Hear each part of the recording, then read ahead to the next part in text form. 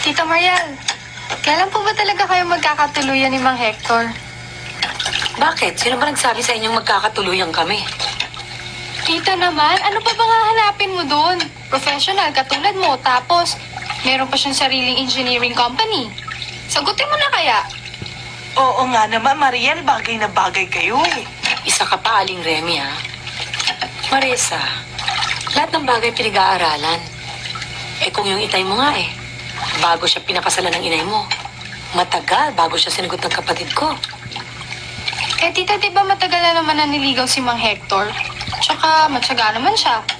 Napaka-gentleman pa. Naku, napapansin mo ang pagka-gentleman ng iba.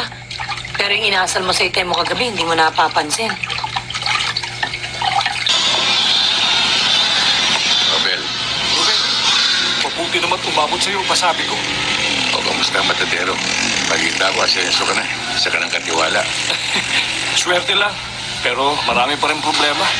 Ang mabalitaan kong dumating ka nung isang linggo, nagbaka sakali akong matulungan mo ko ngayon. Maaari bang hindi? Sa mga tulong na ginawa mo sa akin noong araw.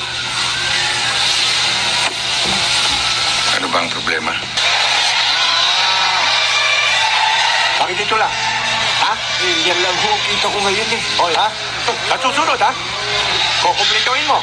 Oo, Andaan mo yan. opo.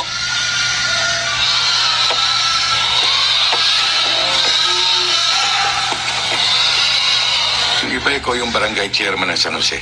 Oo, ako nga. Bakit? Kabayanan ito. Hindi mo ito sakop. Anong ginagawa mo rito?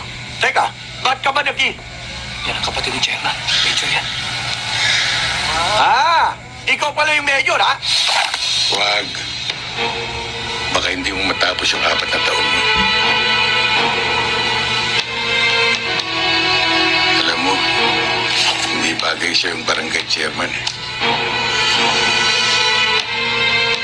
Ang bagay sa'yo, kasama ka ng mga pulis na kumukutong. Akala ko ba? Ang mga sundalo ay lumalaban ng parehas.